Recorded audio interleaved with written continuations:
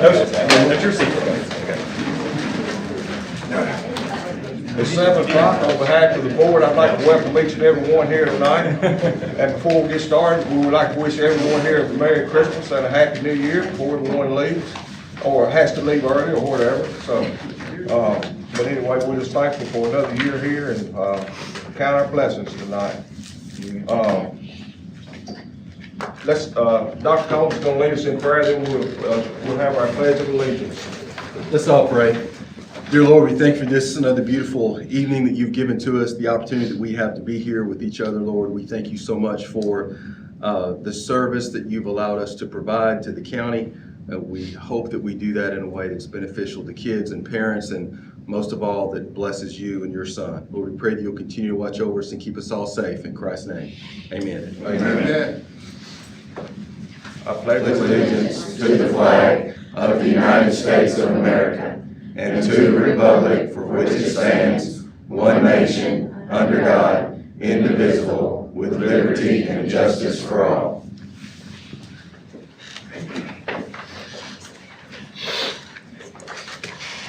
Do we have a motion to approve the agenda? Motion by Mr. Davidson, second by Ms. McClurkin. Those in favor, aye. Aye. Opposed, motion passed. Are there any additions? There being none, we'll move on to the consent agenda. We have a late, well, it's not late, but it's Team Bridges bookings and cancellation policy, and it's been approved by the supervisors and whatnot. Would someone like to add it to the consent agenda? Make a motion to add. Okay. Motion by Mr. Farrell, second by Mr. Benson. Those in favor, aye. Aye. So it's been added. So would anyone like to remove any item from the consent agenda for discussion? If not, do we have a motion to approve? Yeah. Motion by Mr. Kirk, second by Mr. Farrell. Those in favor, aye. Aye. Those opposed, motion passed. Our superintendent update, Dr. Combs. All right. Promise I'm not sick. I've been tested for COVID and flu. I just ate a frog, and Tennessee weather is what it is, so I apologize. Where's my buddy? Come on, man. I have my back. I'm just saying. All right, so you all have in your folder a request from fund balance sheet that looks like this. Should say request from fund balance there at the top. So what we would like to do, of course, after we present this to y'all, if y'all approve it, then we will take it to the finance committee in January and request their approval as well. But this is money that we would like to remove from our fund balance to do some of these for some of these maintenance requests. There are a number of things that we're just going to need to request money for so that we can get them done. It's not currently in our budget, and we need to do it. Our fund balance, which Billy will talk about a little bit later, is very healthy, so it's not going to hurt at all. And if anything, I've told y'all, when I die, I want on my grave that, I fix the bathrooms and the capital improvements a little better. So we're going to work on that. But this is an ask, so let me go through it one at a time here. And Hunter's not just up here to look pretty. He's my intelligence for this. So Dr. Bird made us this nice PowerPoint. But before we do this, I want to say this. Tonight is Miss Melinda Penner's last evening with us as the board secretary. She has 25 years of service. And here's the thing. I love her to death. I've worked with her at Brighton Middle, and here she's done all these different roles. She's been phenomenal support for y'all. She's been awesome.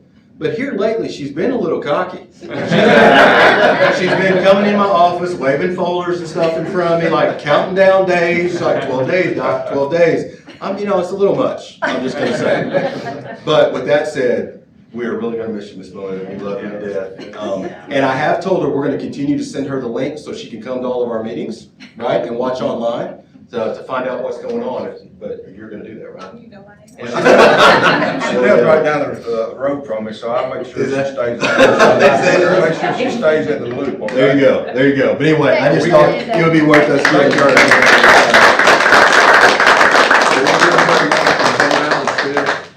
She's not on the fund balance list. No, sir. So thank you. But she did get the same gift that y'all did. We thought that would be appropriate. And then also, I would be remiss if I didn't mention our West Tennessee Supervisor of the Year, newly minted this week, Mr. James Fields, our Director of Operations. This is him.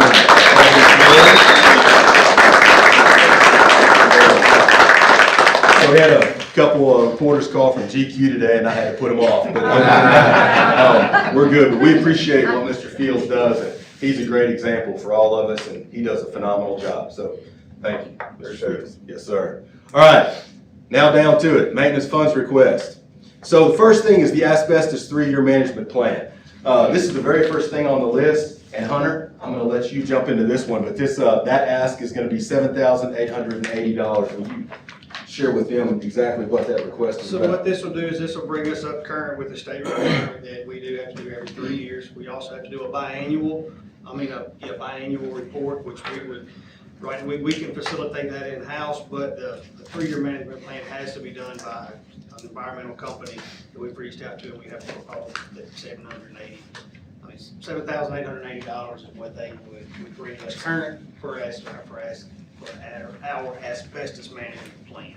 It's not really something we have a choice to do, but it's something that we do need the funds in order to obviously move forward with that, so. And we have enough buildings that are old enough that asbestos is a thing, and of course, as you know, it's not a thing until you start, getting it in the air, until you start doing demo on something, and then that's when so there has to be a management plan. Correct, so the requirement is actually for what I'm gonna refer to, guys, as our blue tile schools. So we don't have to have it in Austin Peay, Atoka, Brighton High, Brighton Middle, Austin Peay. We don't have to in those schools, but all of our blue tile schools, it is something that we have to keep records of and stay current with. My new role here, I find that it's time to do it. So those funds are not just readily available because we're on a shoestring budget, and this is one we are asking. And so, as we go through this, obviously, if you have questions, please ask, or you might want to wait till the end and then hit us with any of them. So that's the first one on there. And then the second one, at Covington High School, we had drain replacement that had to be done there to the tune of $34,300. And there were some pictures that we could have put in there, but we just didn't. But those are, we had to completely tear up the middle part of the floor and redo that drain. Again, the older schools are going to have issues like that. We found a phone, y'all. We ran the camera down that pipe. We found, the old phone that looks like the brick?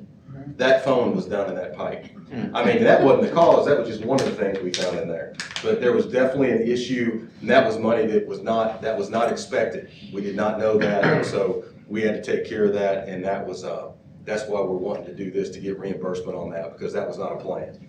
And to add to that, guys, we will in the future, hoping to plan for these, because there will be other schools that the old cast iron pipes underneath the kitchens where they would have been greased, it's just from the 80s when the schools were built. It's just over time that those cast iron underground will disintegrate. So we do plan to gather estimates so we can plan and schedule those and not have to do them on an emergency basis. This particular one was one that we had no choice. I mean, the gray water in the sinks wouldn't drain, so we had to make a decision to go in, and we couldn't just continue to pump gray water under our slab. So that's what that one is for reimbursement. And then keep in mind, I've told y'all before, when we get this new TISA funding, which that's still out, legislature, that was a big discussion today with the superintendents in our meeting, is we have an estimate of what we're supposed to get next year, but that's a big supposed to. That's what's supposed to happen. We still have to hear from that. However, I've told you, the top 3 that I'm interested in, number 1, increase our pay for all our employees. Number 2, we have to make sure that we can fund security, SROs. I mean, we pay for those. Those aren't county funded. And then 3rd, continued capital improvement and do more things with capital improvement. Of course, there's going to be other things we need to do as well, but those are a big 3. And part of that's going to be making sure that we have enough money in the maintenance budget that we can absorb things like this without having to ask for that money out. But we're not there right now. So anyway, that's why we're asking. This next one is going to be another good example of this. This is at Mumford Elementary School. We have been cited for this, obviously, by the fire marshal and some other folks, safety inspector. Mr. Jenkins is grinning over there. He knows what I'm talking about. So this is an issue. This is a holding tank at Mumford Elementary School. And I mean, I don't even have to describe why this is wrong. So we're gonna need to replace that. This is $24,000. The other thing is, you have to know this isn't the only one of these we have. So we're gonna start seeing more of these that don't pass inspection. Our buildings are old. This has been a long time coming, and we're just like roofs. We're at the point where we need to start fixing some of this stuff because it needs to be right, and we don't want to get written up for it. But we have at least, you told me there's another one that could be close. I know that we've got another one at Crestview Middle School that's gonna need attention soon. Okay. Yeah, we've Yeah. got that one at Crestview Middle that's gonna need attention soon. The one at, I know at Brighton Elementary School, we've got one there that's gonna be on the radar soon. Hopefully, we won't be taking them all on at one time, but do expect to see these types of projects more common in the future.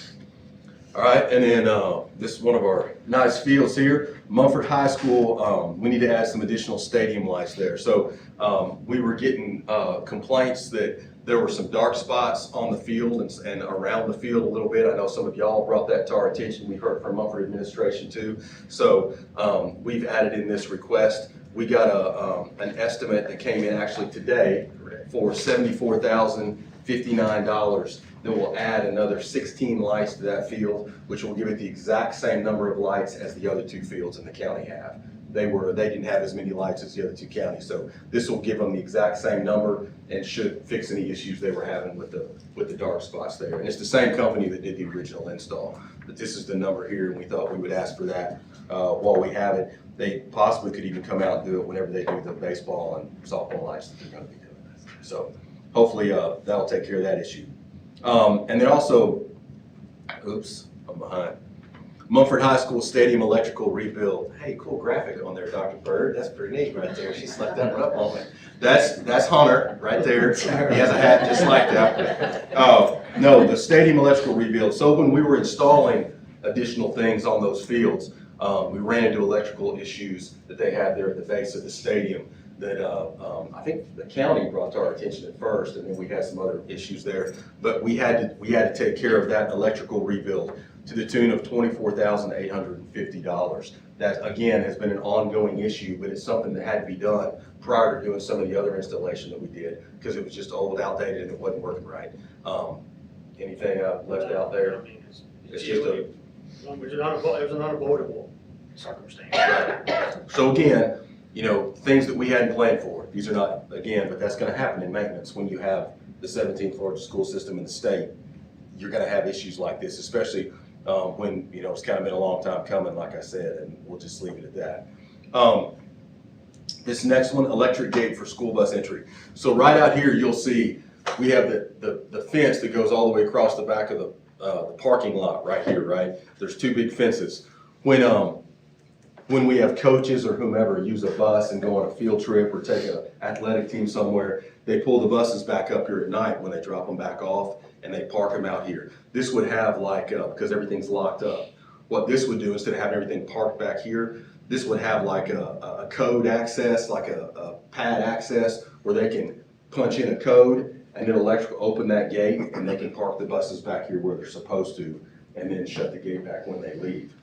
So we're not passing out padlock keys and all that kind of stuff. It would just make it much easier for them to drop those things off and have them where they're supposed to be. And again, this is just an estimate, all right? This is a 10 grand estimate that we got today, which we think would be pretty close. But again, these things we'd have to bid and look at.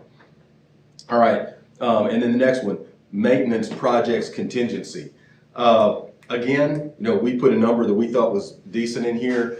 This is to help with what we're talking, this is to get us through the rest of the year in maintenance. Again, we are operating on a budget like this, and as we have additional drainage issues, tanks that need to be replaced, things like that, we need money in the maintenance budget to be able to do that, okay? So we've asked for this money to be taken out, $250,000. Keep in mind, when I say that we want to pull this money out of fund balance, what are we looking at, CFO, as far as what we have in fund balance right now? It ranges depending on which report we look at, whether we do the comptroller's report or the county report, but you're ranging $19 to $23 million currently. So currently in our fund balance, we have between $19 and $23 million in And we'll go fund over that in balance. 1 minute. So, that total, you'll see out there at the bottom, it's not a whole lot to take care of what we need to. But again, that's y'all's call.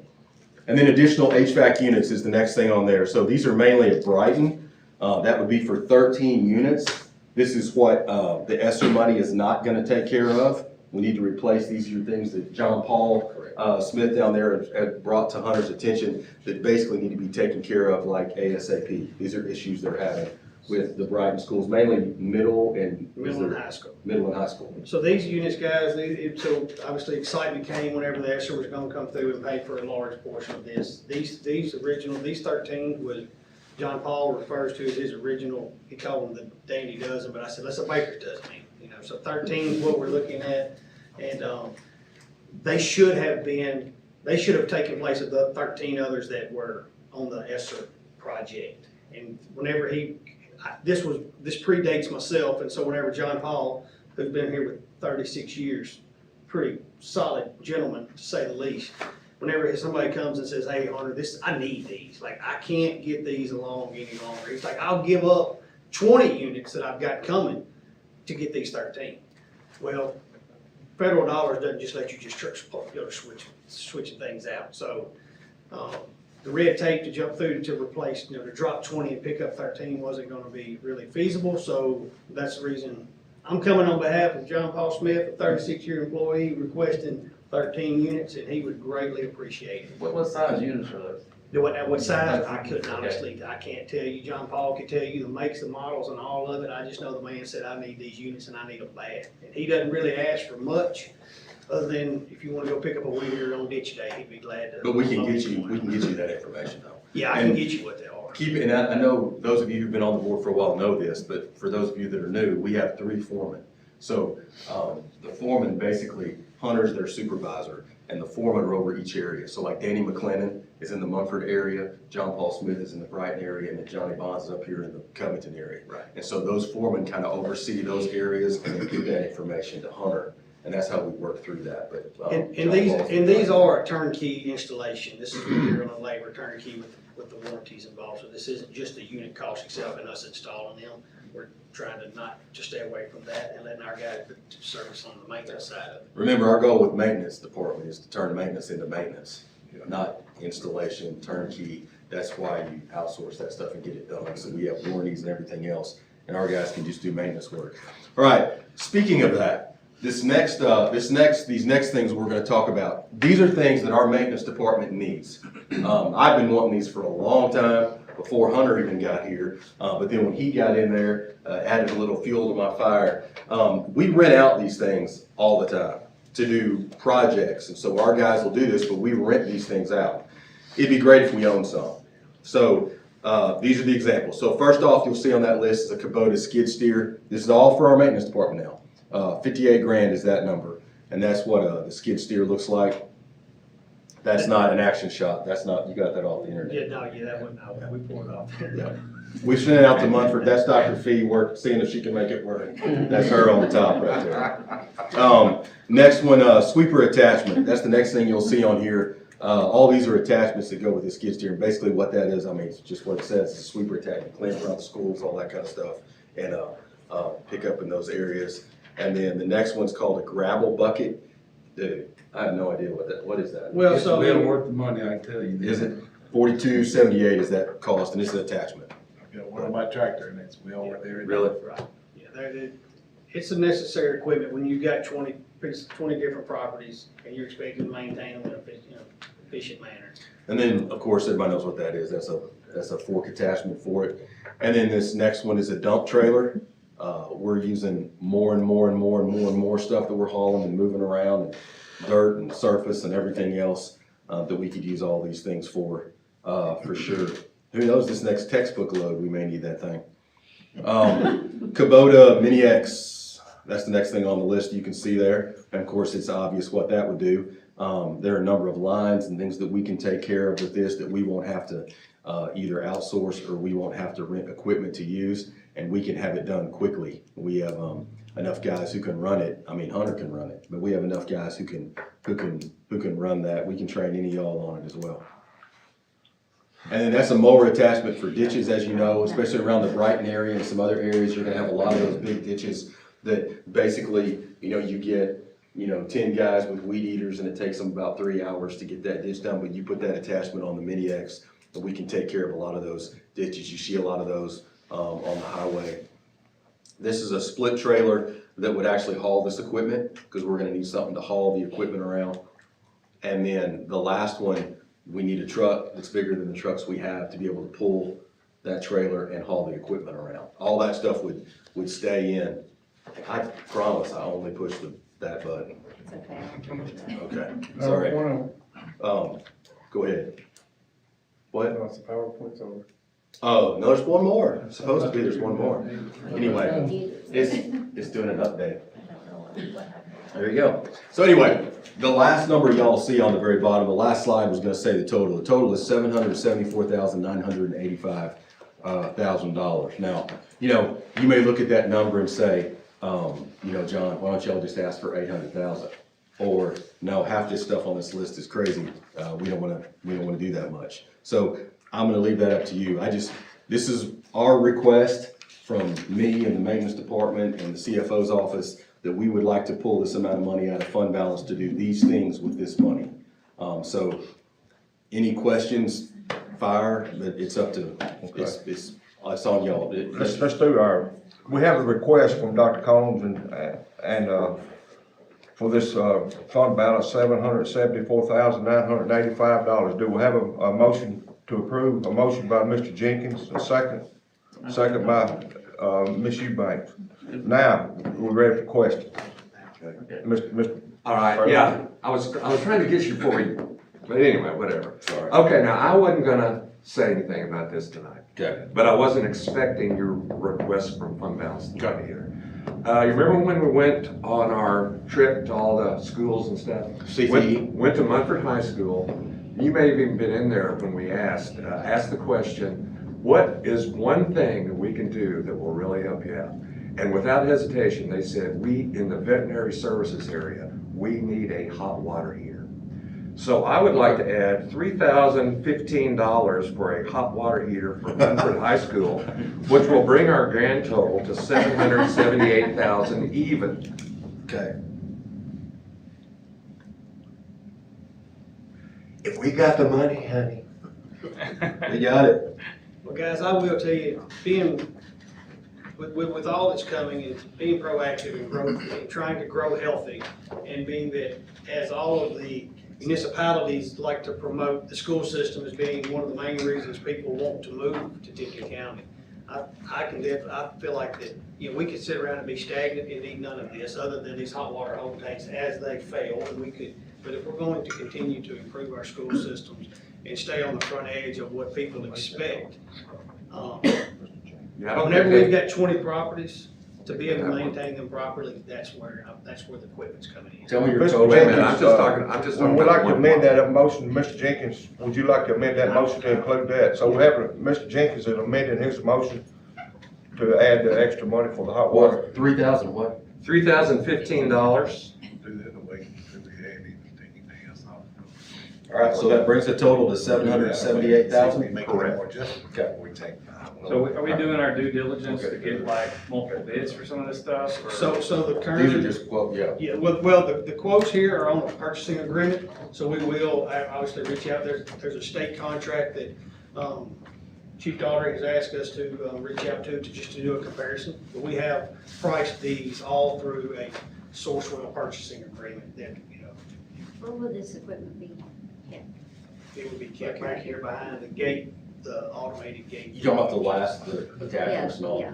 Yes, ma'am. Now, I will say, depending on, like, let's say, Dr. P's here, so let's say we have to use the Mini X at Munford Hire, piece of equipment there. They have a maintenance building there, and it may be if they use it there, that they house it there for the time being.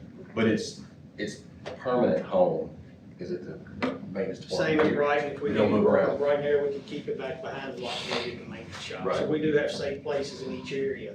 So we wouldn't have to transport it from here every day. That just wouldn't be as obviously efficient if we were gonna have a project going on in the south end. Yeah. And, Dr. Combs, do you have that total now, 70? Yes, sir, 778,000. So, 778,000 has been amended, had a amendment from Mr. Jenkins. Do we have a second on the amendment? Ms. Eubanks seconds the amendment. Are there any other questions? So are you gonna have somebody special to run these, or how's Our- that going? So I plan to be very involved on this, especially on the front end while we get proper training. It will, this equipment, whether it be the operating of the equipment or the hauling of the equipment will not just be maintenance wide. We will be training and it will be, so, well, I do plan to narrow it down to three guys that would be our primary operators. Probably one in each area. Yeah. But we're just not gonna like borrow it out. We're not gonna say, hey, if y'all wanna use this for, there's gonna be, it'd be the equipment that's. You get any idea of what we're spending on rental, like in the past? Like We spent rental stuff? $10,000 this, well, it would have been for a month and a half this past summer for just some work that we actually, and of those 6 weeks that we worked, that we were able, that we had it, we were able to work 3. Skid Due to steer, the weather. skid steer, right? Skid steer and mini X. We rented a skid steer and mini X and we had $10,000 in. And how long of a useful life would you estimate on that piece of equipment? On this piece of equipment? Well, I'm not. Well, Kubota, I'd say minimum 10 years. I mean, my Kubota I've had for 18 years and it still runs. I mean, like it's that. it's an investment that Oh, would make it absolutely. to be able to do more things. For sure. Yep, I mean, I agree. And being able to service the needs of, like I know down at Mumford High School, we've got needs right now that, no matter of us getting, we're going to start scheduling some work. And for us, it's also a matter of being able to do it now. Yeah. You know, kind of like the bus thing. It's like, we don't have to wait, we don't have to get on a list. It's like, hey, mini X down and then let's take care of this. Or there's an issue that, you know, inclement weather brings and we're like, dude, we just load it up and go. Well, the next time, and as the area starts to grow, the rental market's gonna become tighter. It's gonna be harder to get it, especially when we need it. I mean, so to have it at our disposal, you call a rental company right now, they might say, well, I can get you one in 2 weeks. Well, 2 weeks comes and it's raining, I can't do anything with it. And some of these projects, we need to do time specific, such as during spring break, fall break, Christmas break. We need to be able to capitalize on when the kids aren't around. Yeah. And so, Are there any other questions? Those in favor of the motion, let it be known by saying aye. Aye. Those opposed, the motion passed. Awesome. thanks, guys. So I'm gonna, you need to have anything Well, else? I was gonna update just on some projects. Go ahead. I'm done. Y'all have any questions for me? I've blown my time. Got the water heater on there though. It needed to be on there. I was gonna tell, I I was was in gonna there text when you a week after that, but I'm old and forgot. I was there when they requested that with you. It So works. it needed to be done ASAP down at that vet school. And trust me, they will use it. Yeah, they will, they need it bad. Yeah, okay, Mr. Hardy, you're up. So, guys, I appreciate your, voting that in, that's gonna be much helpful.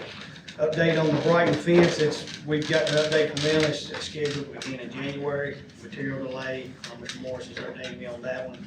And as soon as we get our tracks in Covington and Mumford, which due to the time of year, we're going to be kicking over to the first of the year, weather pending, and then we'll have the fence, the protection that goes around that, shortly after. The exterior doors, Jenkins, that we spoke, Mumford and Drummond's, I don't have the actual date to be installed, but it is already, that PO has already been issued, to begin, to get that work started. Covington is actually, Mr. Morris is meeting with the, door rep tomorrow to have the specs, he's supposed to have the specs in hand for us to be able to bid the Covington area, exterior doors that need to be replaced. And then, he's meeting the door rep, well, tomorrow to walk the Brighton schools on the doors that we've already deemed that need to be replaced. So, that's happening tomorrow.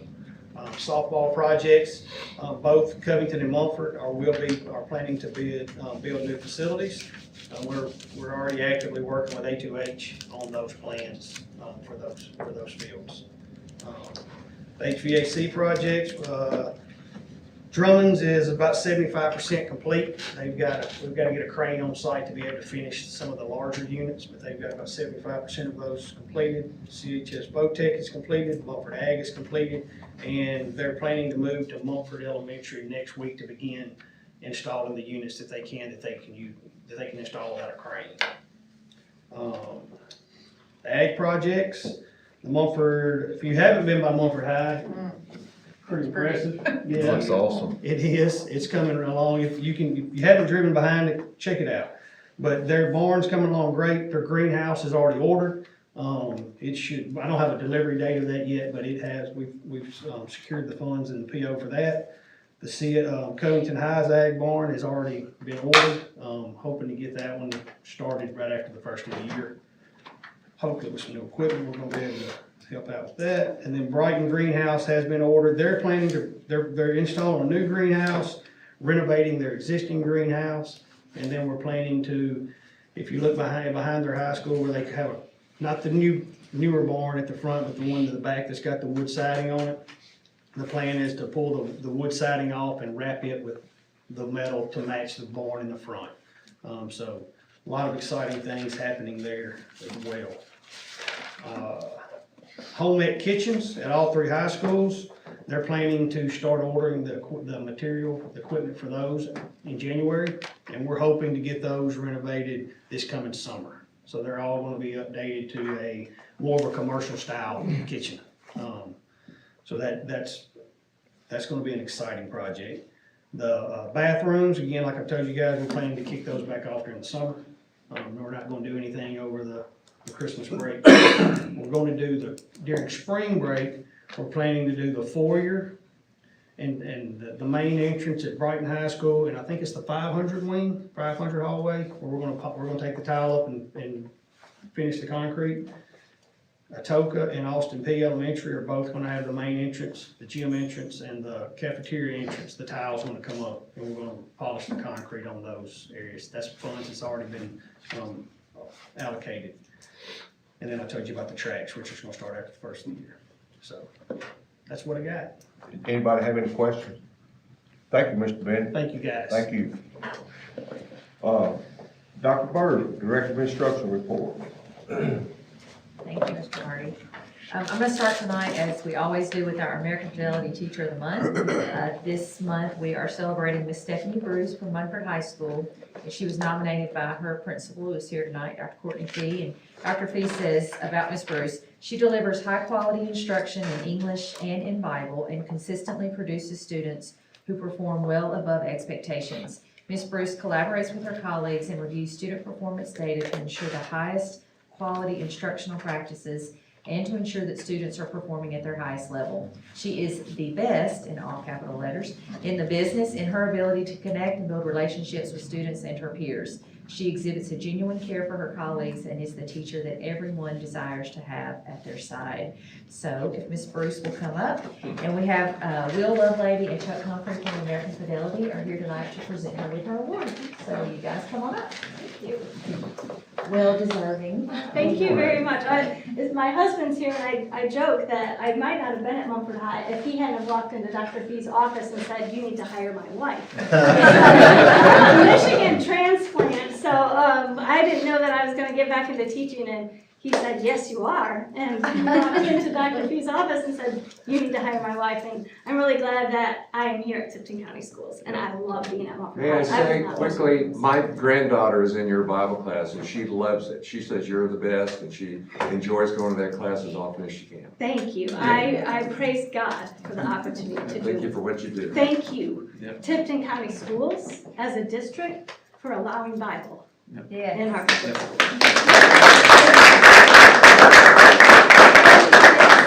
A tremendous privilege, and I do not take that lightly, so thank you. And thank you. They will give you an award. To be honored by these exceptional teachers is truly an honor. I mean, I gotta say that. I started my education here. I was in elementary school here, and being here has been amazing because I really see how passionate these teachers are. And so you're being honored by some of the best of the best. Thank you.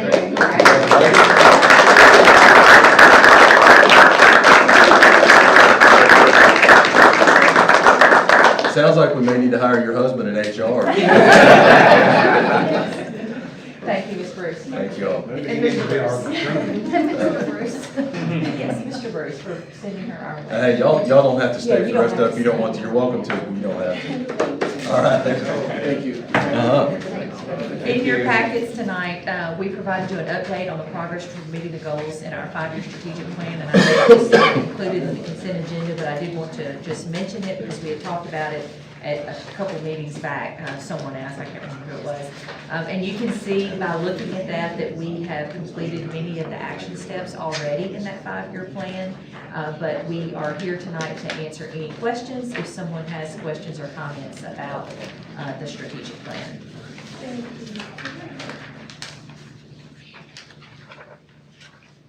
I'm taking your silence as no questions, so we're moving on. The next textbook meeting is January the 24th at Crestview Middle School from 7:45 until 11:30. And that will be when our district textbook adoption committee will meet with publishers who are invited to present their curriculum materials to our committee. We will take a lunch break at 11:30, and then after the lunch break, the committee members will come back here to the board to begin discussing the materials and how well it aligns with our adopted standards and if it meets the needs of the students and the teachers, et cetera. And of course, our board members are invited to attend if you would like to participate, and I'll remind you of that again in January. But just wanted to go ahead and let you know, it's January the 24th, beginning at 7:45. Crestview Middle School is where we will be in the morning, and then at the board, here in the annex that afternoon.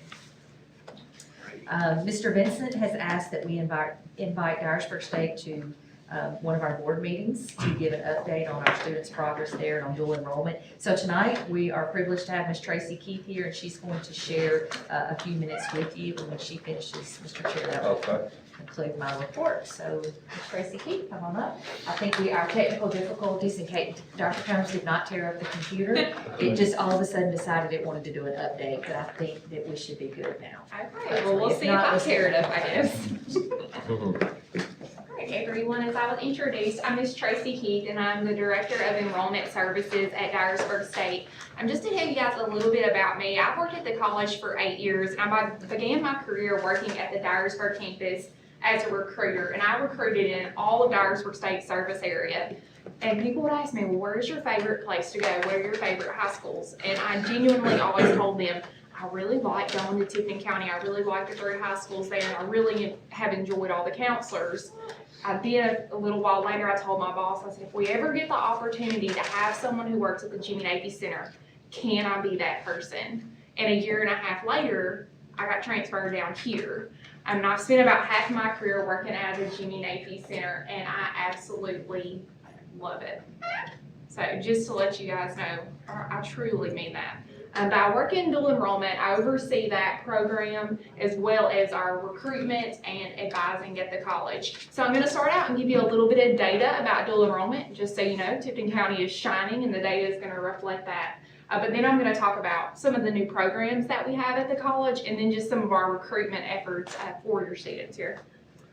So starting out, and we'll see how well you guys can see this. So this is talking about the head count, the number of dual enrollment students that we have had from all of our counties over the last 5 years. You will see Tipton County dominates, okay? So Tipton County, this includes all 3 of the public high schools here. And you will see that this fall, we've got about 331 of your high school juniors and seniors taking classes with us. Those classes are happening in your high school. Some of these students are taking classes online, and some of them are coming to the Jimmy Navy Center to take classes as well. But really, as you can see, no one touches you guys, and this trend has been going on for quite some time for a variety of reasons. A lot of it has to do with the local support within the high schools for the courses that we offer. Now, success rates. So this is talking about the cumulative GPAs that your dual enrollment students have compared to all of the other dual enrollment students. And I'm not going to call out numbers, but what's highlighted in yellow, those are the averages of your students who have a 3.0 or above in dual enrollment classes. And this is for the past year. So all of your students are doing average or above average compared. Y'all have more students with A and B college GPAs that are high school students compared to all of our other counties and high schools. So that's really great to see. So not only are you offering these services, your students are doing very well. And this bit of data, it's not on there. I actually just got this from our institutional research department about 30 minutes before I left my office, but I think this is really interesting. And this goes back and it really proves the importance of dual enrollment and how it benefits your students after they graduate from high school. So students who took dual enrollment classes and then enrolled at Dyersburg State after high school graduation, these are students who took dual and came to us in fall of 2021, were statistically proven they were academically more successful than students who did not take dual enrollment in high school. So the statistic is students who did not take dual enrollment and came to us in fall 21, they had a 73% pass rate in their courses, on average, a 73% pass rate. Students who took 9 hours or more, so 3 dual enrollment classes or more during high school, had a 90% pass rate. All right, that's all of our dual enrollment students, not just Tipton County students, but that proves the success that dual enrollment can grow academically for students after their time with us and when they come back to us as college freshmen. Yeah, of course. May I ask you a quick question? Yeah, you can. About dual enrollment? Yeah. How does someone, I mean, a guy is a sophomore or a girl is a junior or whatever, and says, you know, I'd like to do dual enrollment. Right. I mean, do they initiate that? Do you recruit people? Is it the counselors from our high schools that are So- saying, hey, you ought to consider dual Yeah, enrollment? that's a great question. So all of the high schools, all of the counselors there, they are aware of the requirements to be a dual enrollment student. They know what courses are offered within their high school. So that allows them to start the conversations with the students that they know are eligible or those who come to them who are interested. And they will look at their academics and, you know, their previous history with the school to see if that would be a good fit for them, to see if the classes fit into their schedule. There are several factors for them to figure out within that office to see if they can get the students into those classes.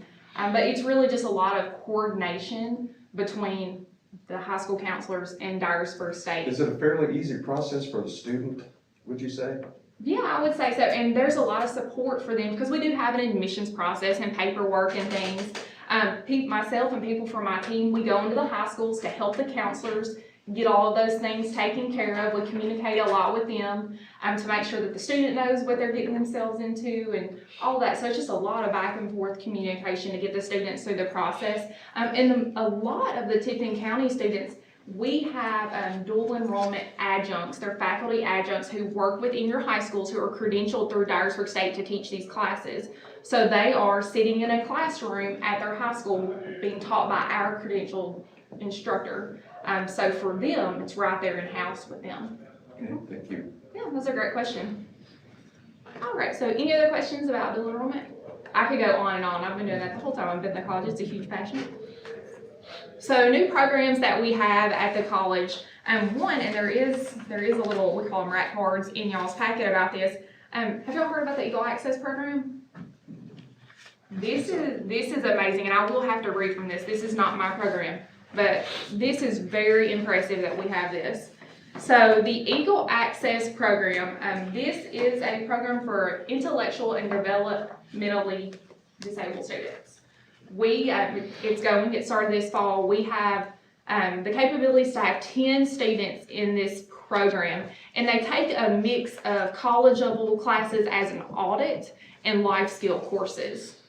And this is happening at the Dyersburg campus. We hope, though, over time, in the years, we will be able to expand. We are the first community college in the state to have this program. We are the only one. Y'all, University of Memphis is called Tiger Life. There are some other programs at universities, but we are the first community college to have this. And a lot of this, it stemmed from passion of the people who work at Dyersburg State, who we understand if we're going to be the community college, we have to be equitable and we have to be able to serve all of our community members. And so, anyway, this is awesome. It's very exciting. And we also have a new transfer degree in communications, 2 of them, an Associate of Arts and an Associate of Science. So we're trying to grow enrollment within that program, but it is a Tennessee transfer pathway degree. So those courses in that degree will transfer to any public Tennessee institution. So a student starts with us and then transfers there and they'll be a college junior. Then also, y'all probably heard a little bit about this. We are starting a surgical technology program, and it will begin in fall of 2023 here at the Jimmy Ackie Center.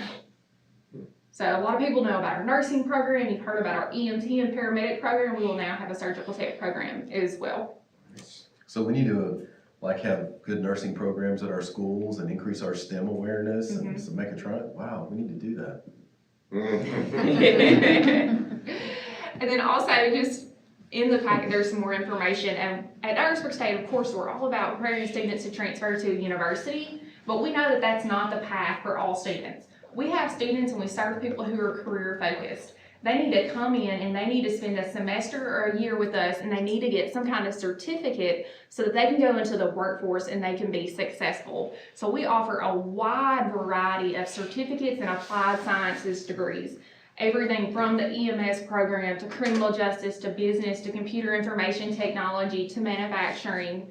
There's more information, I won't go over all that. There are just a variety of opportunities, and it's all about meeting the needs of our students and helping them get to where they ultimately want to end with their career path. We understand maybe that's a university, or maybe that's getting into the job force as quickly as possible here locally. And then recruitment. What are we doing? What are we doing to get your students to attend Dyersburg State as college freshmen? So we do a variety of different kind of recruitment efforts. We focus a lot of time in the high schools, but we also have some middle school programs as well. So here within Tipton County, y'all have capstone classes in each of your high schools. So myself, members of our faculty, they go in, they meet with your students, they talk about our programs. In the capstone classes, we go into other classrooms. Pretty much if a teacher will let us in the door, we'll come and spend some time with your students. We never want to take away from instructional time, but if they can give us a few minutes to talk about a program or something that's relevant to the class that they teach, we're happy to go. We also attend all of the college and career fairs hosted here by all of the schools. We do lunchroom visits. You might walk into one of the high schools and see us sitting on the stage or at a table.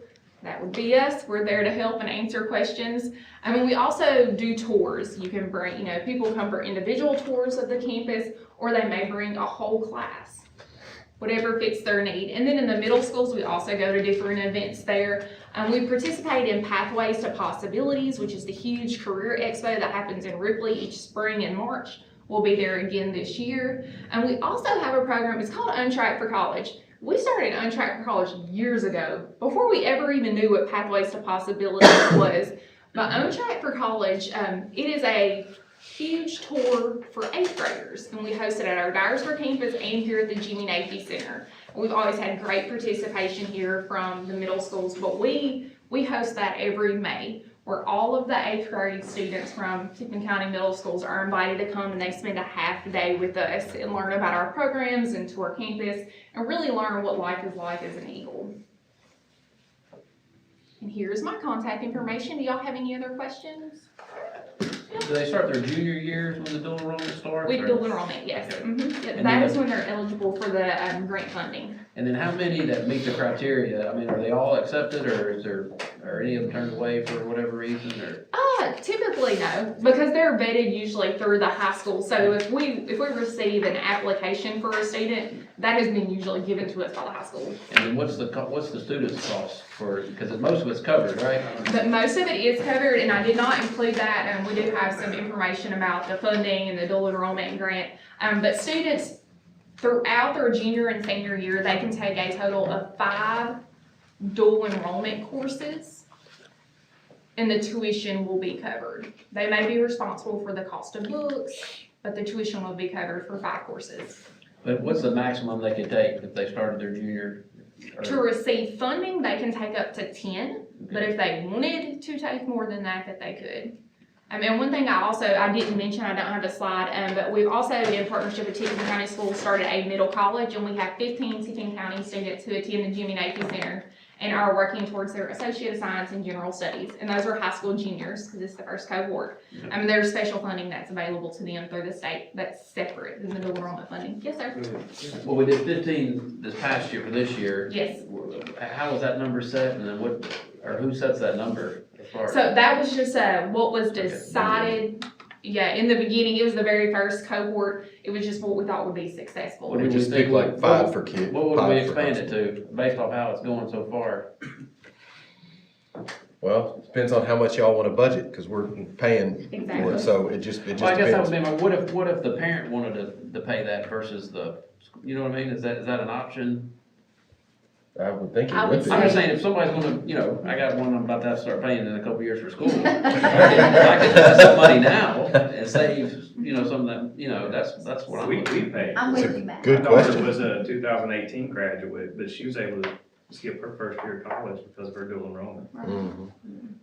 So I think it would depend on, the capacity of Dyersburg. So they travel Right. class to class in a cohort, so Mhm. I don't know what the maximum class size is. Right. But if a parent wanted to pay, and if they weren't part of the middle college, but they wanted to pay to be in the program, that would kind of be up to Dyersburg State Yeah. and their capacity. I'm saying there'd probably be, you know, Right. I'd be interested in that. It's well worth it. And Lauderdale and Haywood have kids in? Lauderdale is the Lauderdale first, does. Okay. yes, we have Ripley and Halls High School students who also are a part of the middle college and are on their own track.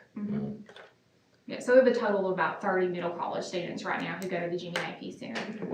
Are we planning for any number for next year, like to expand it, or same number, or? We have not had that conversation yet. Final grades have not posted for fall, however, I feel like your students probably done well. But we'll be able to begin to assess the success of their program after this first term and then start recruiting for the next cohort. I just don't know why somebody wouldn't want to do that. I mean, it seems like a good, I mean. It is a great opportunity. Sounds great. I think there are some, I don't want to say sacrifices, that's not the right word, but there are some things that you have to give up at the school if you participate in this. You know, because of the way the schedule works. Extracurricular. Yes, sir, yes, sir. But there are definitely, those are things, so, Dr. Bird, obviously, Director of Instruction, is over it. However, she has Dr. Norton, heading it up. So he's kind of the contact for that this year. Of course, this is the first year we've done it, so yes, sir, yes, sir. Any other Quick question, Tracy, if you don't mind. What can we do to help you help our students transition into college? That's the first part of it, all right? What can we do to help them? And the other thing I'm really concerned about is how can we get those what can we do to get those dual enrollment numbers even higher, do you think? What can we do as a school board? So I'll talk about the dual enrollment first, because that initially I already have an answer for that. So I think when it comes to, I call it growing the portfolio of dual enrollment classes that are offered at the high schools, which here, each high school is already offering a variety of different kinds of courses. But where most of the expansion we're seeing with all the counties that we work with is schools beginning to offer more career technical education dual enrollment classes. I mean, a lot of that stems from a lot of the schools are seeing more growth in those focus areas at their high schools. And because with Blue Oval City coming, we're understanding that we need to prepare our students. So if there are areas within the high school, for example, we're having a real growth in early childhood education dual enrollment courses. That is something we work with a program, and it's called TECTA.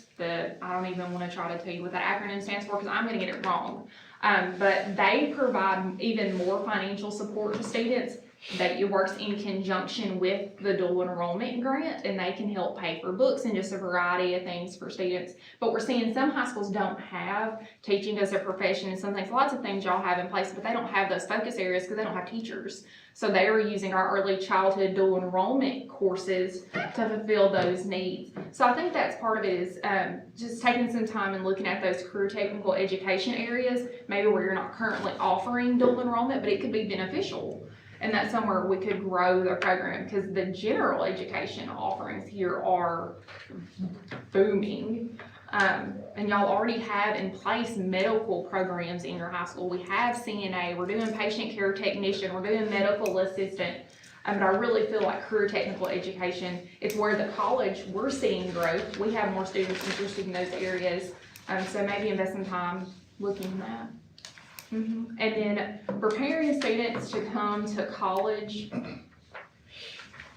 It's a very different breed of student that we have now. The pandemic has impacted our young people tremendously in a variety of ways. And we see that every day, and so do you guys as you serve the community.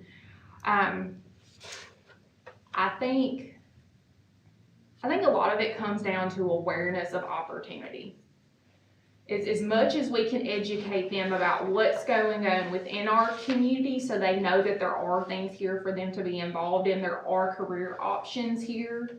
If we can get them to buy back into the community and not want to run out the door and escape, that is beneficial because there are so many opportunities here, and more are popping up every day. So it's all about awareness about what is here. That's why I said, if y'all let us in the door and we'll come talk for just a few minutes, we will. Because maybe that day we're gonna get to speak to one student who never paid attention to us the other 3 times that I've met them. So a lot of it's just about awareness. Does Dyersburg State offer any outside marketing tactics, videos, or anything like that that is in your arsenal that we could share?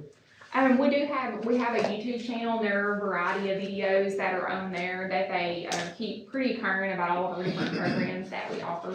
Okay. Mm-hmm. Thank you. Yeah, y'all are welcome.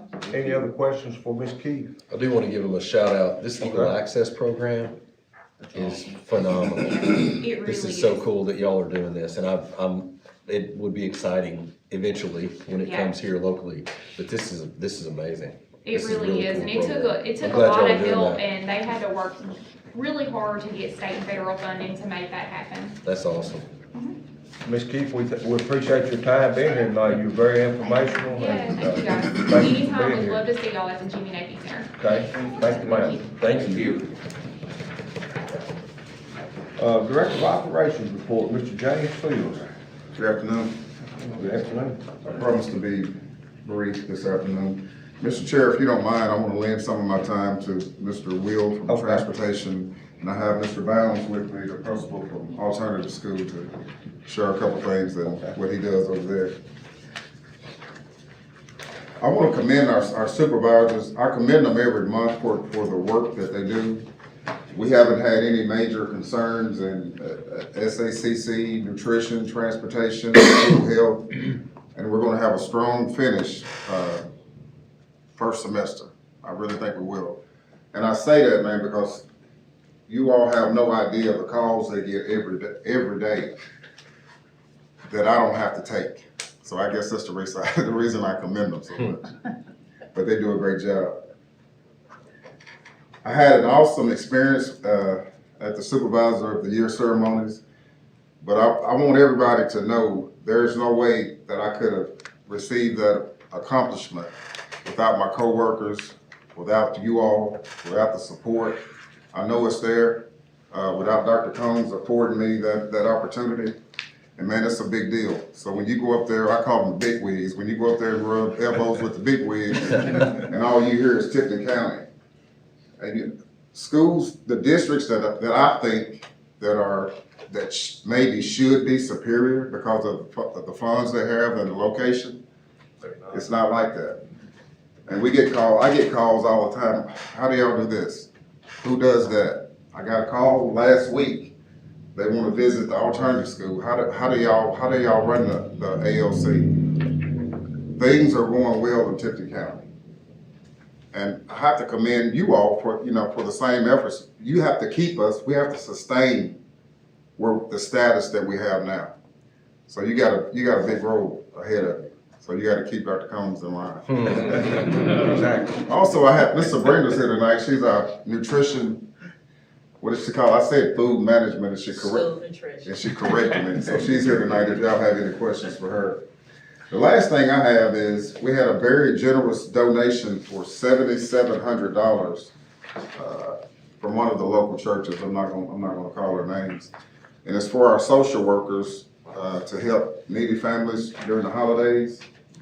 And I think the criteria is the social workers are coming up with the criteria, I think, to select like 5 kids from each school and get the kids gifts and help out any way that we can. So that's awesome.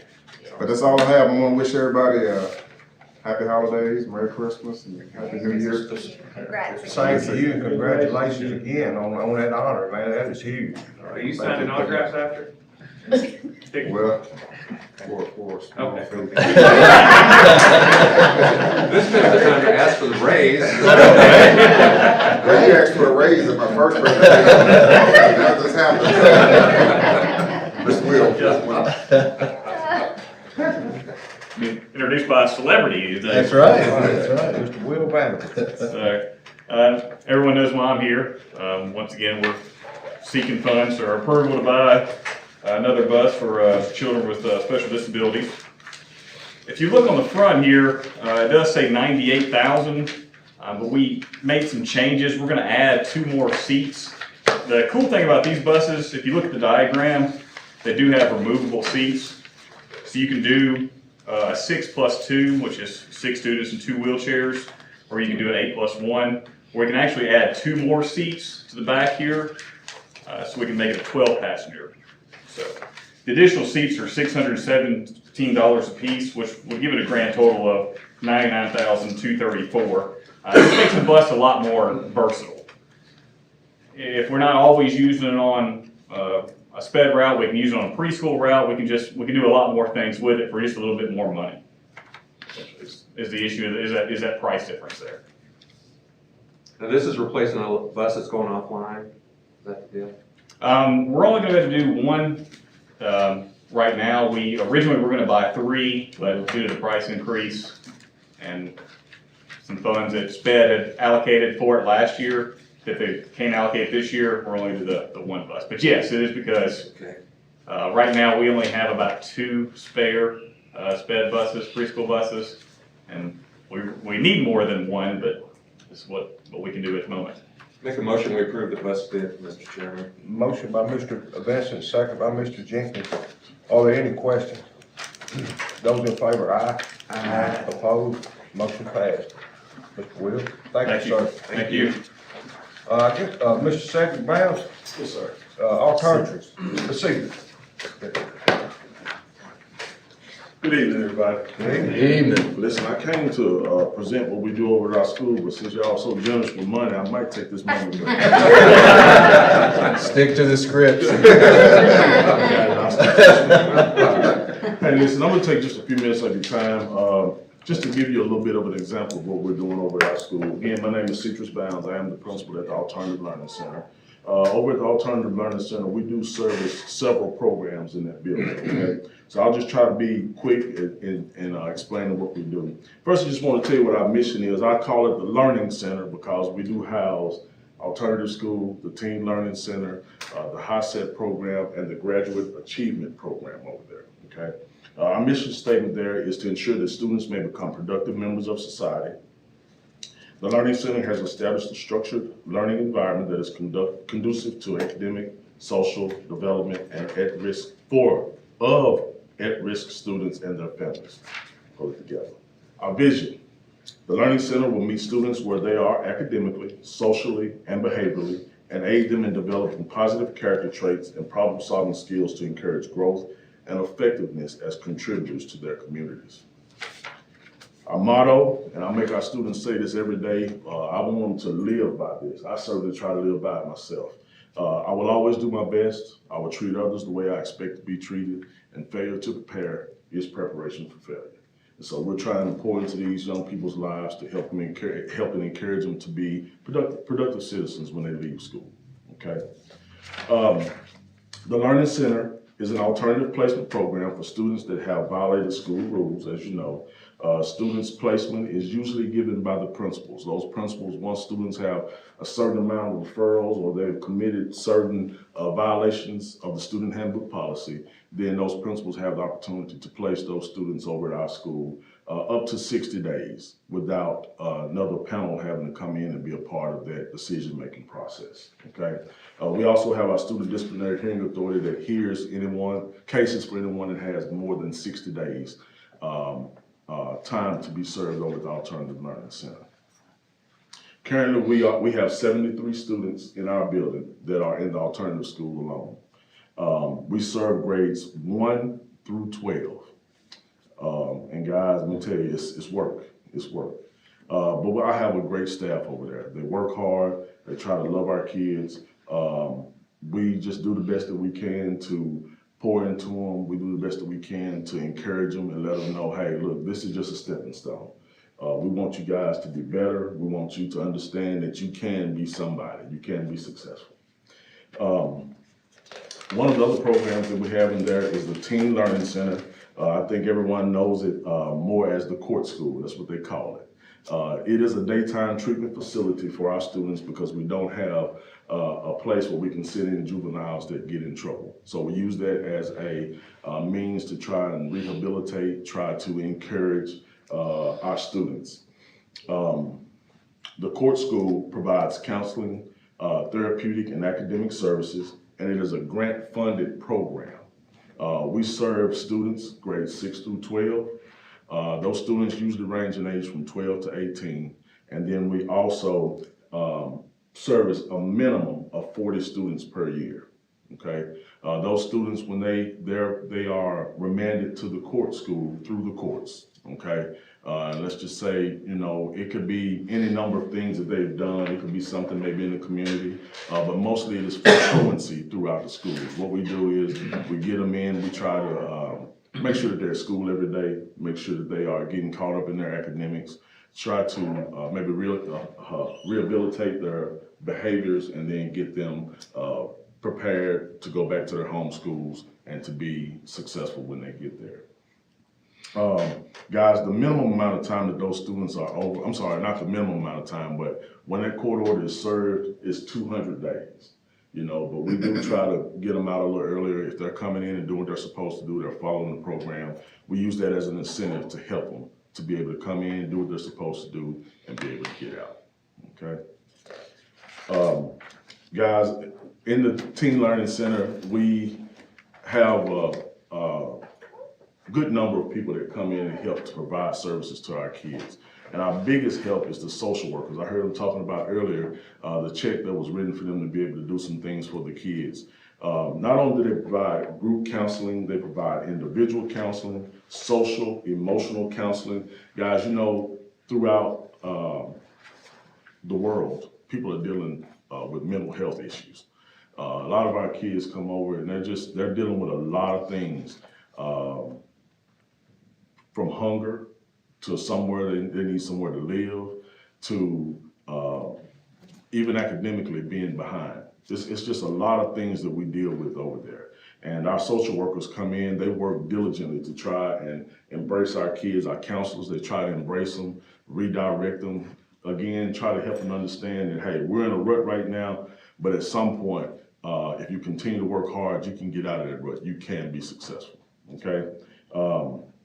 But we also provide career counseling and parenting classes for our parents.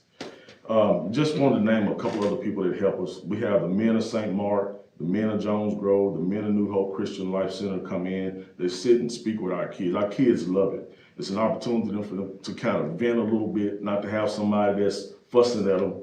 I'll use the word fussing at them all the time. But they take that opportunity to sit in there and they really talk about things that are going on with them in life. Those guys help them to understand some of the things that they're dealing with and really try their best to redirect their behaviors and to encourage them. The students love when those guys come in. They love it. And so, you know, we just continue to encourage that. We do have the Exchange Club that comes in. They provide a Student of the Month for us with the help of Patriot Bank and Little Caesars. Our kids get an opportunity to see that, hey, look, everybody look at me as a bad kid, but I can also be the Student of the Month, you know, and so it encourages them, you know, to be better. We want other students to be able to see that and see that, hey, look, I don't have to be bad all the time or be viewed as a bad kid. The third program we have is our Graduate Achievement Program, and I just briefly mentioned it, but basically we serve high school seniors who wish to complete their remaining high school coursework and requirements on a fast-paced timeline for early graduation. So those students, even some of them are behind on their credits, so we work real hard to help them get caught up so they can graduate on time with their cohort.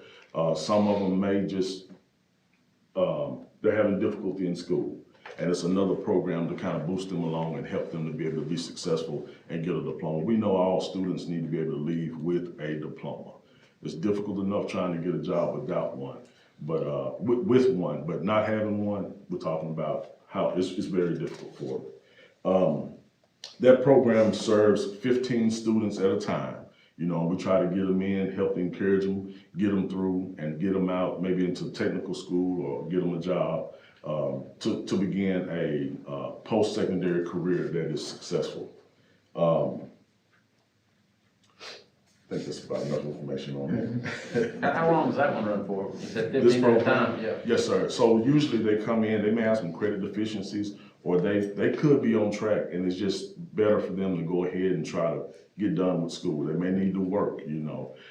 So usually that program, I can't really give you a time frame. It just depends on the student. We look at where they stand academically, and we try to work with them to help them get through. All right, and last but not least, and it's very short on this, we have our adult education or the HACIT program, which is ran by Mr. Thomas Hayes. And he does a marvelous job of getting people their diplomas, the high school equivalency of a diploma. He also, his program, within his program, when those students come in and they get that high school equivalency diploma, they do a good job of helping to direct them to the technical schools. They also help them to find jobs. So, you know, you take someone who hadn't been in school, maybe doesn't have a diploma, is kind of struggling along, they help to build them and make them better and help them become more productive citizens. But they do provide morning and evening classes through their program. So guys, as you can see, we got a lot going on over there. I was told to keep it brief, so I'm trying to keep it brief. But we do have a lot going on in our building over there. I don't think a lot of people know what all is going on. But we're just trying to help educate students, trying to encourage them and get them back to the settings where they can get the most of their education. Citrus, how far are you from capacity? I would say we're at capacity now. We have a lot of students. We talked about mental health. We have a lot of students that are really going through over in our building. We just try to talk about the things that they were sent for and try to, you know, give them different ways to manage those problems. And generally we're successful with that, you know. But since the pandemic, man, I believe our students are, it's a little harder to reach them. But we're striving. We're striving. You said you had groups come in to talk to the kids. Do you accept other groups, like other churches and stuff? We do, of course, you know, there's a process we go through of people having to do background checks to be able to come in, but we welcome anybody. Guys, we need all hands on deck. You know, we're few in number over there. We work hard, we're tired when we go home, but anybody that wants to come in that can provide a great service to our students, we're willing to accept that help. How many students did you say are there? 70? Right now, we have 73 in our alternative school program. We have 15 students in the GAP program. There may be a little bit more than 15. And then we have 30, I believe we count 30, between 30 and 35 students in our Teen Learning Center. And how many staff are over there? Including our custodians, I believe it's 22 people in the building. Thank you for all you do. Yeah. Thank you. You got a good job. Most kids need love and belief in them, and you guys provide that even if they don't get it at home. So you deserve a big crown. Well, we appreciate it. Appreciate that. That's one of the best things that we've ever had here is our alternative learning center. I remember when we didn't have it, and this is a great program. Yes, sir. It keeps kids in school and off the street. It does, absolutely. And I appreciate you guys for all that you do. We're doing the best we can. You know, you talked about the Bible class earlier. I just asked y'all to continue to pray for us. Thank you, Mr. Bounds doing a fantastic job. Thank you, sir. Yes, sir. Thank you. Good job, sir. Mr. Daugherty, financial report. Good evening, ladies and gentlemen. Good evening. Y'all still awake? Yes, sir. Got a few items of business to go over tonight. Let us start, if we may, with the approval of 2 additional school support organizations. The first one being the Brighton Elementary School PTO, and the other being the Brighton Middle School, Brighton High School choir boosters. So, Mr. Chairman, I would like to submit to the board these 2 organizations. Have indicated they passed all the requirements set out by board policy and state law, and I would like to recommend them for approval as school support organizations in the 22-23 school year. Okay, do we have a motion by Mr. Jenkins, second by Mr. McCann? Any questions about it? Those in favor, aye. Aye. Opposed, motion passed. Perfect. Thank you. The next item of business, I would like the board to consider granting a motion for us to be allowed to close the school-age child care checking accounts that existed prior, we're making that transition January the 1st. We needed in the minutes that you all give us the authority to go close those existing accounts that were there. So, Mr. Chairman, I'd ask for a motion to make the approval to close all the existing accounts as we transition to the new accounts at the first of the year. Motion by Ms. Eubanks, second by Mr. Farrell. Those in favor, aye. Aye. Opposed, motion passed. The next thing I would like to do is ask for the board's approval to, a motion be made for the approval to allow Dr. Combs and I to pursue checking accounts for food service. And if I may call Miss Sabrina up. Yeah. Oh, she just left, didn't she? She saw me come up here and she left. She knew she was going to come up here and speak. So she and I met about this previously. James's part was done, she took off. That's right. She can't be done, she's got budget amendments. Nevertheless, we do need permission from you all now to transition the school cafeteria. Don't run off on me, Sabrina, I called you up here and there you went. Come on up. Ms. Brandon, we were just talking about the transition. We were just talking about the transition for the school nutrition accounts from all the different banks like we had with SACC into bidding into one bank that is available on both ends of the county. And I don't know if you want to elaborate on the issues that you're facing or some of those issues that you would like to overcome. I'm gonna be very brief. For internal controls, it would help if the department was with one bank, because right now we span 7 banks. And so with that, it is very hard for me to monitor some of the things going on and even get access to some of the things. Over the years, we've established relationships with many of the banks, and I understand that. But due to, internal controls, it would help if the department was under one bank. But we currently were like 7 banks, and that's me going to different banks, and yeah, it does present a challenge. Right. So if we could get that motion for central cafeteria checking accounts, Mr. Chairman. Okay, we have a motion by Mr. Davidson, second by Ms. McClurkin. Are there any questions? Those in favor, aye. Aye. Opposed, motion passed. The next motion is similar in nature. We would like to also start pursuing, probably going to have to bid the internal school bank account out because of the dollar amount that's kept in internal schools. And so we'd also like the permission of the board to do that at some point in the near future. Our next step is food service, but we may use the same bid to start the other process, maybe just not bring it to fruition as quickly. Okay.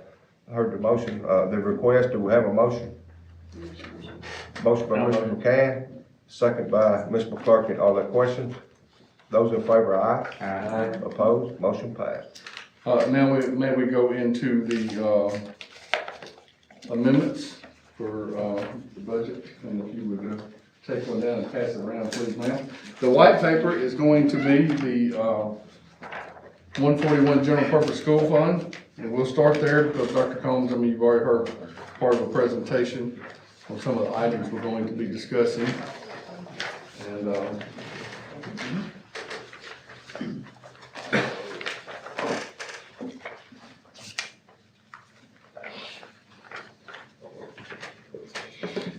do we get enough to go around? Thanks, sir. Yes, sir. All right, so a couple things going on here. If you will make your way to the column that says January on that first page, very top it says January, we'll follow it through.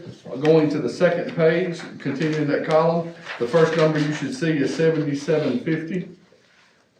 That is the donation that Coach Field spoke about. We're not going to identify, Coach Field says the people making the donation, but I would like to include some of the language they had in the letter. It says that they want to acknowledge and tangibly express the gratitude for the awesome work that the Tipton County Board of Education and their Family Resource Center is doing through the corporate social responsibility effort. So, the Family Resource Center component of the school and doing a great job. I want to recognize their benefit, and it's nice to see that the community recognizes that as well.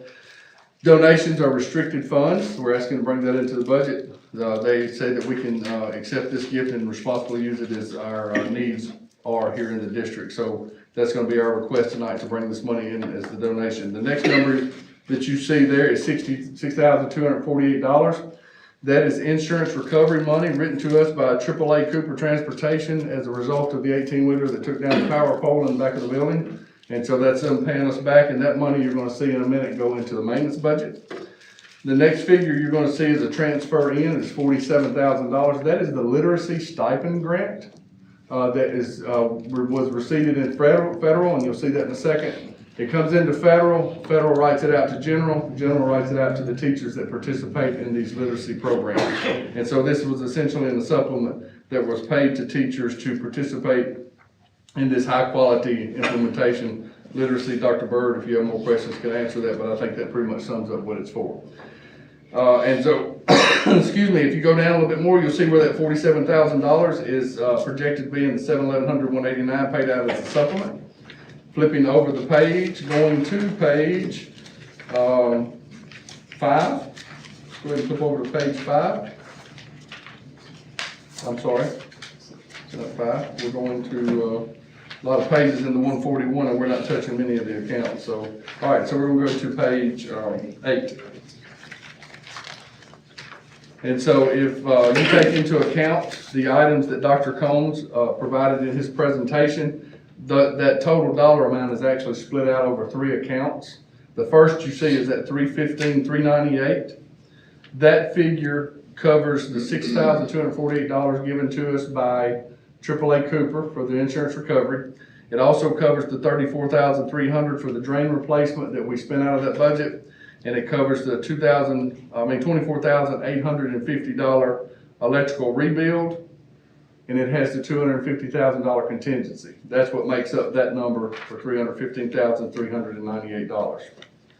The next number you'll see is the $335,835 in the other equipment. That is essentially everything else that was on the list for the capital ask, with the exception of the $130,000 units for Brighton Middle, and we'll see that later on in the capital projects budget. So that is the balance. So that extra water heater money, will that be on the 790 there also?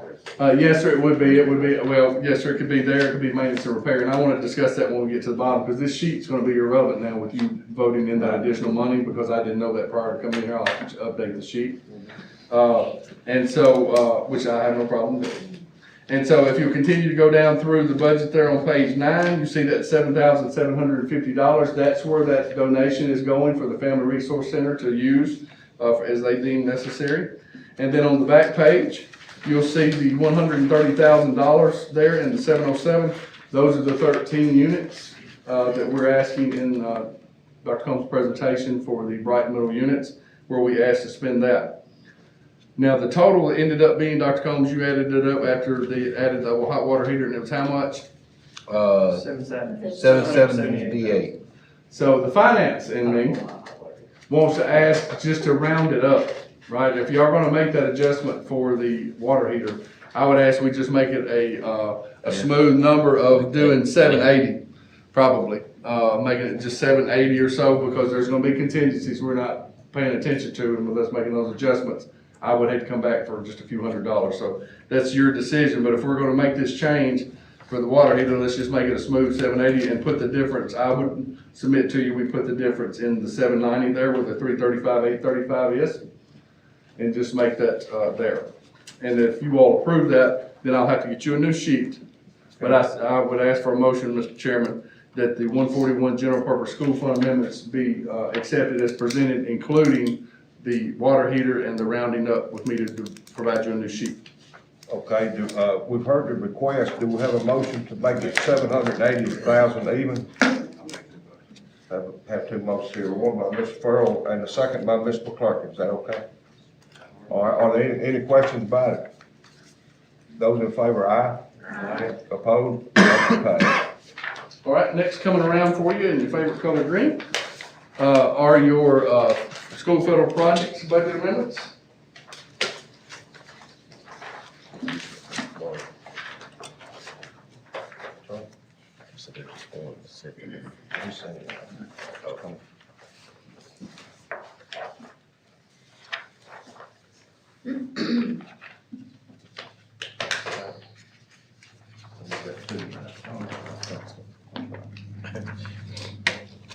All right, everybody ready? Okay, so the first thing we're going to start with, January column, $47,000. Test question goes to Mr. Vincent. What's that for? That is for I don't know. The literacy, Literacy stuff. the literacy implementation. That's where it initially came into the county coffers before we wrote it out. I thought I could get the school teacher to answer the question right. $47,000 came in on literacy, and then eventually you'll see it go out, down in the numbers below back to where we wrote it into the general fund. Don't ever ask me questions. That's Mr. Vincent's role, is to ask the questions. Thank you for playing along, Mr. Vincent, I appreciate it. So going into the 7-1100 series right there on the first page, you'll see some numbers changing. That's a couple of different things going on there. One of them being the 189 is a $47,000 payout on that $47,000 that came in. You notice that's not $47,000. That's because we made some reductions in that budget based on the con admin and Title I appropriations. And the con admin and Title I is what you see inside that 7-1100 section. And so I'm not going to take them up separately, Mr. Chairman, if that's okay with the board. I'm just going to go through them and then just ask for one amendment. Then the next section that you see there is the $22,000. That is actually the ARP IDEA funding. And that money is essentially taking 12,000 and 10,000 out of one line item and putting the 10 and 12 into another line item. Those are two grants that total that $22,000. That is the ARP IDEA and the ARP Preschool Instructional Grant. And so if you'll flip over to the next page, going down to the $1,000 figures, that wraps up the initial ask in the Title I and Title IV budgets. That is essentially putting travel and taking out some money out of that line item to make up for the travel in the next line item there. You see the numbers continue. Those are all, again, consolidated administration and Title I expenditures that are essentially equal out or zero out. And then going down from those numbers, that is going to wrap that up. There's some indirect cost change, $11.27. You have to change on the direct cost. So you see really the impact of the federal budget is we're increasing the revenues and expenditures essentially by $47,000 by way of that literacy grant. And that's that literacy grant. That's that literacy grant, yes, sir. And so, Mr. Chairman, I would ask that our amendments in the 142 School Federal Projects Fund amendments be approved as presented on the different plans within it. Do we have a motion? Motion by Ms. Eubanks, second by Ms. McClurkin. Those in favor, aye. Aye. Opposed, no. Motion passed. All right, I'm going to invite Ms. Sabrina back up here. We're going to take up some amendments in the central cafeteria budget, which is Ms. Sabrina's budget. And we're going to talk about a couple of things that are going on there. But just in the event you have any questions, obviously she is our resident expert. And so we're on the pretty pink paper for these amendments. Surprised instead of the lobster going out. Yeah. Maybe one extra, Doc, I'm not sure. I think I may have got Mr. Chairman's. All right, thank you.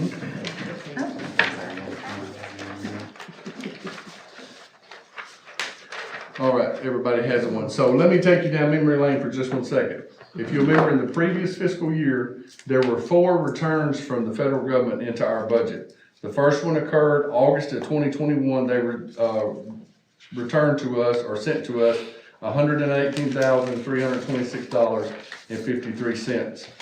In September of 2021, they returned to us $26,304.74. In December of 21, they sent us another $5,814. And lastly, in the last fiscal year, they sent $202,201.13, all of which totals close to $500,000. Now, these funds were used for different things. The $202,000 was specific to consumables, I believe, that's the title. Correct. Supply chain. Supply chain consumables. So you'll see that reflected on your pink sheet, the $202,000 you'll see in the food supply line item. We're going to purchase what they told us to purchase, which is milk and yogurt and that type of thing, non-processed consumables. Mm-hmm. And so what happened, we moved this money or asked you all to bring this money in the budget last year a lot of it happened in the late spring, no time, supply chain, the money went back to fund balance in the food service budget. So we're asking to bring the money that was returned to us back into the budget so we can spend it, so we don't have to give it back to the government. So that's where this is. The next section, the remainder of those 4 deposits I told you about are actually going into the 710 food service equipment. In addition to that, we're asking to pull out the remainder of that money, which is about $150,000 to address some equipment issues in the kitchens. Ms. Sabrina has some warmers and some ovens and some dishwashers that have gone out, and we need to replace those. And so we're asking to use that money the government gave us, some of the allowable expenses. Ms. Sabrina has done the research. Allowable expenses allow us to use that money to buy those type devices, but it's not enough to buy what needs to be done. I think she's got a freezer issue at Mumford High School she's trying to address, but she can elaborate on that. So that's where we're asking to bring that money out so that Ms. Sabrina can begin to order those pieces of food service equipment in the 143. So Mr. Chairman, I would ask that the board consider to pass these amendments in the Central Cafeteria 143 fund as presented. Okay, do we have a motion by Mr. Jenkins, second by Ms. McClarkin. Are there any questions about it? Those in favor, aye. Aye. Opposed, motion passed. You thought easy. It's the boots. Mr. Benson, I have one more question. May I be excused from presenting my report? Mr. Chairman, that's all I have, Mr. Chairman, unless there be any questions. Any questions? On fund balance, you said it ranges from 19 to 23. Okay. Yes, sir. Yes, sir. And while I'm pulling that paperwork back out, I do want to remind you all, obviously you did see a financial report tonight. It's the 8th, the month just closed, the trustee got us the paperwork today, we haven't had any time to post all the revenues. So, and it's also like, it depends on the time of the year that you look at it. That's right. The biggest thing, right? Right. As far as your financial reports, you won't get that. I'll have to give you that once we get the numbers posted to the books. Now, as far as fund balance, just to give you a picture, the best time to judge the actual fund balance is going to be July and August of the year. Because any other month of the year, you have either dispersed payroll and expenditures or you're getting the money from the state in reimbursement. So the fund balance is constantly a moving target. So I pulled the comptroller's report. So if you want to go online and pull the comptroller report fiscal year ending June 30, 2022, where they identify our fund balances at fiscal year end, the central cafeteria fund balance was $4.2 million. The general purpose school fund, which is where you moved the majority of your money tonight from balance, was $21.4 million. And the federal school projects budget was $4.1 million. Now that's what the auditor showed at June 30 year end. County government in their budget resolution at the presentation at the beginning of the year shows the county's or the school's general purpose budget at 11.5 million. So that's the difference between 21 and 11? That's right, but you got to understand that was the start. Those numbers were prepared in March and May of last year in the midst of that cycle I tell you about. And so, and then we're going on to 142 to show you that fund balance, which it remains fairly static, and so does 143. But its fund balance was shown to be 4.2 million and 2.2 after the 2 million transfer you all voted to put back into the general fund. And then the 143 at start of budget year was shown to be 2.2 million. And then the trial balances that were run show essentially for the 141 currently at 17 million roughly, and then 1.1 million in the 142 and 3.5 in the food service. So clearly you can see at different stages how it's doing this. And so I refer you back again to, so what you have to take into account is what most closely represented fund balance in July and August of the fiscal year. How much have you all appropriated in this year's money out of fund balance, and any additional is kind of where you would go with that. And so I still see, you know, the state law, we have to have 3% of fund balance for us, which is about $3 million is what we're required by statute to keep in fund balance. Way ahead of that. I would never recommend getting to 3%. It would make me really nervous. And Dr. Combs feels the same way, but you see where we are, where we have to be. If you triple that, it's 9 million, you know, and so, and we're still well above that, we're way above that, so. But just for the sake of sharing it for everyone here, so when I first started this job 5 years ago, right, I'm in my 5th year, which is crazy. You know, one of the promises that I made to the board was I would never recommend being financially irresponsible with that money.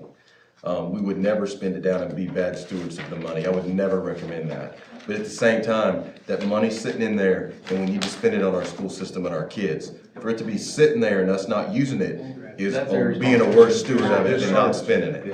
And so I've always pushed that since my first year and I will continue to do that. I think we need to spend the money, and I'm not saying like it be reckless at all. So when we take little bites out of it, like what y'all approved tonight, that's what I'm talking about. The other thing is we have to be careful. So like, you know, somebody was talking to me about additional CTE funding the other day. Well, we have this grant process through this model schools grant that we're looking at right now that Dr. Norton is in charge of, that is potentially about $4.5 million coming, $1 million per high school, $500,000 per middle, to push out that we're doing right now that we're writing for February.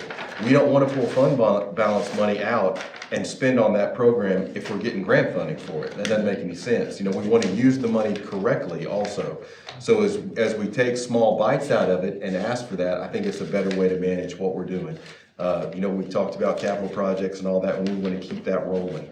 So, you know, just, we would never be irresponsible with the money, obviously. But also, John's opinion, leaving that stuff sitting in there and not using it is a problem. It needs to get to the kids and to the schools and to the people that need to see it. Yes, I can remember back 10 or 12 years ago when I started that there was very good stewardship of the money back then. For us to have this budget to work hard today. Absolutely. That's you were part of that back then. Absolutely, yes, sir. You know what I'm speaking of. Yes, sir.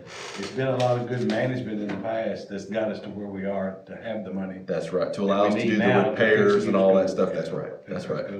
Yes, sir.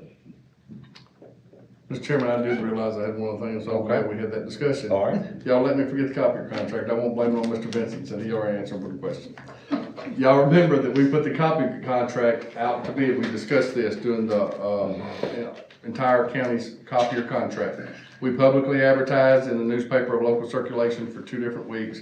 We had one vendor bid on the copier contract, which was Doc Imaging, which thankfully that is the company we currently use and have for a number of years. Apparently, you know, prior to me being here, you all have executed contracts with Doc Imaging.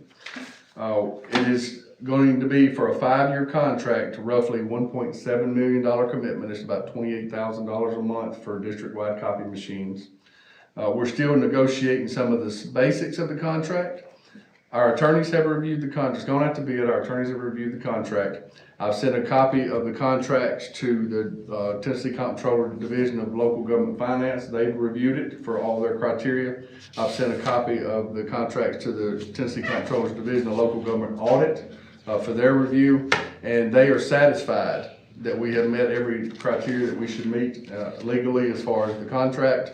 It comes down now to this board granting us the authority, Dr. Combs the authority to, once we finish negotiating and we get all of our documentation back and they give Dr. Combs the authority to execute this 5-year lease, which in turn, what you were doing is saying for the next 5 years, you were going to appropriate funding to pay $1.7 million over the next 5 years worth of copy machine money.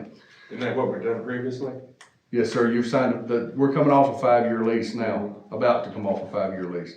So it's something you've done before. Now the pricing, he remains very, very competitive. The district's very satisfied with this gentleman, had very high remarks. We had a committee that received the bids and scored them. Everybody very much pleased. We do not have to take this before the county commission now, that it does not meet the requirement for a debt issue. So the comptroller has determined that they don't believe this is a debt issue the way the lease is written. Dr. Combs and I are likely, just for good measure, will make sure that this is made public in the next meeting. We don't have to have their approval, but I think we've already talked to them about this, thinking we were going to have to come to them. We will tell them. But our timeline is to sign the contract on or about January the 13th. So if you all, the motion we would need tonight, Mr. Chairman, is that, the board accepts this bid that we've received and gives Dr. Combs or the executive committee the authority to execute this once it's approved and all the fine details are worked out. Let me mention this so that I make sure I'm on camera saying this. Doc Imaging is the copy contract company. Once they get the bid though, they're going to sell the lease to Wells Fargo. So we end up signing another contract with Wells Fargo. This has happened historically, because basically they hold the lease. So we'll be signing a contract with Wells Fargo, but we'll also be signing a contract still with Doc Imaging because they have to provide all the maintenance. They are required to wipe the hard drives, clean of any machine that we return. They're required to provide all the supplies that are necessary for the copy machines. So I guess I'm asking you really for the authority for two contracts, one for Doc Imaging, one knowing that he's proposed that he's going to sell the lease to Wells Fargo. That's the one we have right now. That is the one we have right now, district-wide in every school, and it's that same setup, it's just new 5-year lease. What we are doing basically is getting all of the 5, 6, 7 different leases and bring them under one lease so that we can manage the leases under one. Now, we will be required in our books in fiscal year 23-24 to book this as a lease liability or lease asset in our books. You'll see that in the budget. No big deal, that's just. So none of the other schools are under a Xerox or anything, everyone's under this? Everyone in this district currently is under Doc Imaging contract. I understand there was one anomaly some years ago, but they ended up going with this company before I got here. Again, I'll repeat, Mr. Hunt, David Hunt, that runs this company, always quick to respond. As a matter of fact, and I'll take this time since we're considering giving the bid to him, he assigns a gentleman that comes to Tipton County every day and he parks in the district and he waits for the phone calls. He literally is in the school within 15 minutes if you call him. If we call him, he's here within 15 minutes. This guy is assigned to us. The other contract they have that we compared in our process was the hospital system in Jackson, Madison. So a very large district they're able to take care of. My recommendation, Mr. Chairman, that we make that motion. Does upgraded equipment come with that? Or? Brand new equipment. Brand new equipment for everybody, based on what their needs. Obviously, we have different copiers at different locations that do different things. Mr. Jenkins has made a motion. Do we have a second? A second by Mr. Kirk. Are there any questions about it? Those in favor, aye. Aye. Opposed, motion passed. Thank you, Mr. Chairman. That does conclude my report. Thank you, Mr. Doherty. Dr. Combs, would you like to add anything tonight? Yes, sir, just a couple things. Sorry, I was adding in Mr. Vincent's water heater here. Good grief. No, I think that's an awesome suggestion. All right, two things. So 2 dates I want to give you. I know that it was requested for some work sessions coming up to look at prior to the board meeting. So here's what loosely I had planned. I talked to the chair about this. So at the January 12th meeting, we will have a work session prior to the January 12th regularly scheduled board meeting, either at 6 or 6:30. I'll get you all the time. And that is going to be a tech meeting. So what we're going to do is we have devices coming. So everybody here will have a device so that we're all on the same device.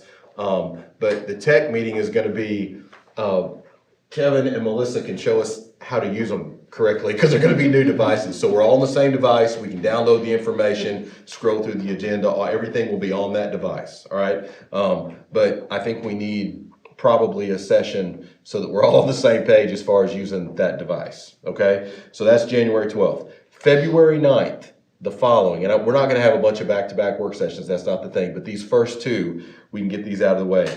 We're going to have a work session on the budget prior to the regularly scheduled board meeting at 6 o'clock. We'll have it prior to. So there'll obviously be a hard stop at 7 so that we can get our meeting going. But those are, or maybe even a little earlier if we need to. Yes, sir. So those are two. The tech thing, we need to go ahead and do it so we're all on the same page using those devices.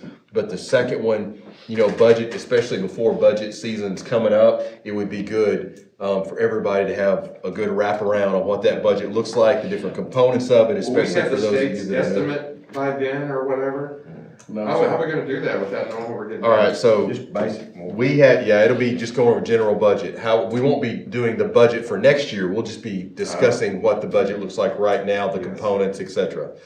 I will say though, since you brought that up, we had a superintendent's meeting today, and TISA, however you want to pronounce it, We are supposed to be getting updates beginning, I think they said in January, right? So it'll be a monthly kind of update on what that's looking like, you know, because we got an original estimate that basically said we're gonna get about $10.5 million more next year than we have in previous years with the new funding source. So that's why I've said, you know, raises, SRO, capital improvement, you know, we can look at that kind of stuff. However, that is the estimate that was given to us, and I got that letter in my office. It was in March of last year that we got that. So we'll see if that still holds true. So we'll get the updates in January. We just don't know. And all the superintendent, we're all asking the same question. Is that still the number? Are we getting a different number? So we're waiting on that. Yes, sir. I noticed in some older Tipton County budgets, they would have the, like, number of personnels for the line items. Okay. Kind of addressed on there. I think that would be good, just to have a number. When you got a total sum, just to have a number to divide that by, just to give you an idea on those things. I don't know if we could add that to it. Yes. Yeah, that'd be good. That'd be good. All right. Is there anybody any else questions about those? Is that okay with the group, those work sessions? Okay, all right. That sounds good. TSBA credit for that? I could ask. I could ask. Trying to help these new folks out there. I could ask. And, you know, if we have the retreat. that'd Yeah, be we're gonna something have, too. yeah, the retreat. Yes, sir. Yeah, and, probably, I just think Dr. that Bird's email working come on out. that, so, yeah, we'll give credit for that. Okay. Is there any other business? Go ahead. Tentatively, Ma'am? the retreat, were you looking at when? The last time we had it, it was scheduled for February, but because of snow, it got postponed to April. So somewhere in the spring, we haven't set a date yet. And it's a full day in county. Yeah. At the Multiple EMA building, speakers. more than likely, is what we've had the last couple.